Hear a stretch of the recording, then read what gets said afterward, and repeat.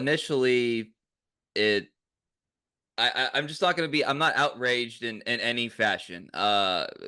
Given the context of everything, given what I think are trends for the game, and we don't have to get too far into that today. But my feeling on this is he added two bats. He added prospects from a well-respected organization. They're at different levels.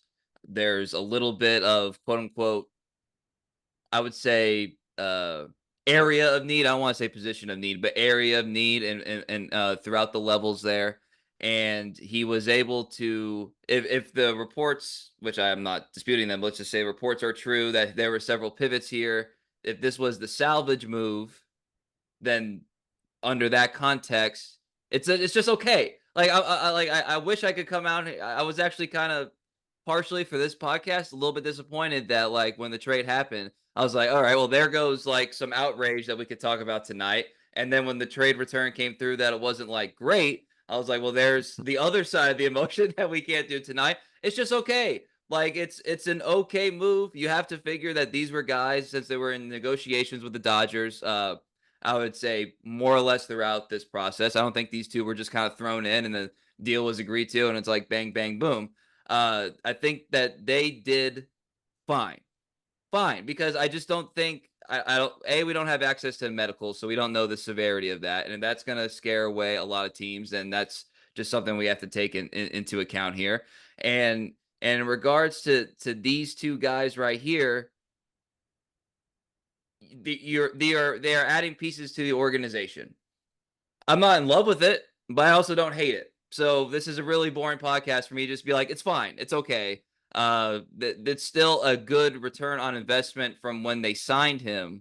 It's just the key to life is expectations, right? And if your expectations were through the roof, and then throughout this trade deadline process they were only going to get raised, then you kind of look at this as kind of say bland. But I also kind of think prospects wise, I'm kind of over getting excited about deadline deal prospects in general. In general, I just don't think that's the way the game is anymore. If this was a winter trade, I'd be closer to outrage. For a midseason deal, you got a couple guys that maybe you like a couple tools. I mean, I'm not gonna like. We'll see if they're even major leaguers, but they have a better chance of improving your team than two more months of Jack Flaherty. So I guess in that way, it's a win. Damn it, Kieran, you and your even keel temperament, ruining our content. Look, I have three main points I want to hit here. One is the context of the market, two is just the deal itself, and three is the history of Scott Harris at the trade deadline. One, the market. All right. I think this trade is getting somewhat panned among Tigers fans because of the context of the market. They're looking at the Kikuchi deal to Houston, where you get three prospects, including Joey Loperfido, including a top 100 pitching prospect, depending on what list you're looking at, in Jake Bloss and minor league infielder Will Wagner. That kind of like set the tone for the industry. And that was for Kikuchi, who's worse than Flaherty in general and not having that good of a year. Everyone seemed to love that deal, got all this praise. Why? I don't think it's that good of a trade. Like I think it's one of the more overrated trades I've seen in my 5 or 6 years doing this. I think Bloss is a pretty interesting pitcher, projects as maybe a 3 or 4 type, at best. That's pretty good. Loperfido, I don't know. Can he actually hit in the major leagues? Like, how good is he?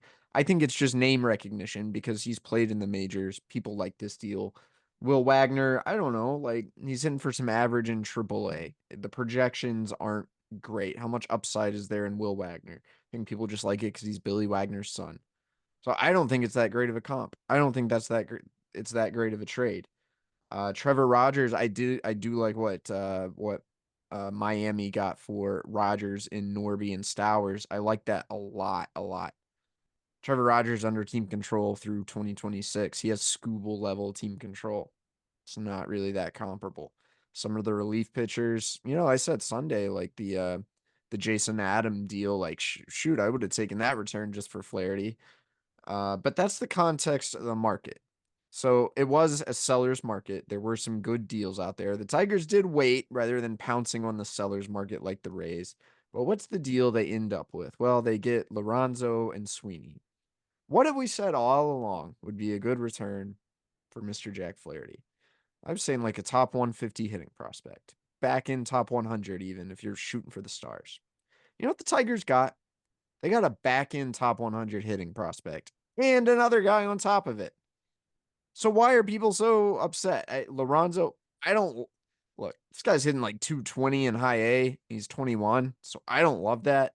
Sounds like he can get beat on like inside fastballs. Sounds like his defense isn't very good. But there's some scouts who are in love with the tools. Think he can be a 20 plus home run hitter in the big leagues with some form of the ABS coming. How much does his receiving even matter? I think smart teams may be looking at just acquiring bat first catchers. I think that's been a kind of a trend in recent years. Forward thinking teams. Obviously, this is guy's a little bit of a project, a little bit of development, but Fangraphs, who way better information than MLB Pipeline, if we're being honest, has him ranked as the number 73 prospect in the game. They slotted him in as the number 3 prospect in the Detroit Tigers system. They slotted Trey Sweeney ahead of Kevin McGonigal, which I don't agree with honestly at all. I think McGonigal's underrated on that list. But Sweeney, hey, left-handed hitting shortstop, fills a little bit of a need. Maybe helps you eventually get Zach McKinstry off this roster. You know, he's just kind of like adds some depth to this trade. I think the real thing is Lorenzo, and completely context neutral. If we would have told you a week ago the return for Flaherty was a Dodgers prospect who Fangraphs saying it's ranked number 73. I think most people would be pretty happy with it. Number 3, I think Scott Harris should not be immune to criticism. I think there are plenty of things to criticize Scott Harris for. I think the fact that the Tigers have used bullpen days like 3 out of 5 days and currently only have one legitimate starting pitcher in their rotation. I think that's on Scott Harris. Like I think that's inexcusable. I refuse to believe there wasn't a way to get more pitching in this organization, starters who could help you in the major leagues. I think there's an over allegiance to guys on the back end of the 40-man roster that you could probably just get rid of instead of running your bullpen into the ground in a way that may kill you for all August and September. But this trade deadline, I think Scott Harris did fine. Not great. Not great. It would have been better to get Dalton Rushing from the Dodgers. It would have. But he did okay. Like we said, he comes out with a solid player. And for the second deadline in a row, Scott Harris got a little bit screwed by factors outside of his control. Last year, that was Erod kind of betraying him, nixing the deals with the Dodgers. The main criticism, why are you trading the guy to the Dodgers when the Dodgers are on his no trade list? And if you're going to try to do that, why don't you have a plan B? Scott Harris messed that up, man. Whether it was like fair or not, that, his ass is in the jackpot for that one. This time, the Yankees see Flaherty's medicals and they say, no, we don't want this guy. We're not doing this deal. And Scotty Boy, he's got a backup. He's got a plan B this time. The doomsday scenario that I would have gotten on here and panned Scott Harris for is if he did not move Jack Flaherty. But Scott Harris did move Jack Flaherty. He got it back in top 100 prospect for him, plus another guy. So I think some of the outrage is a little bit misplaced here.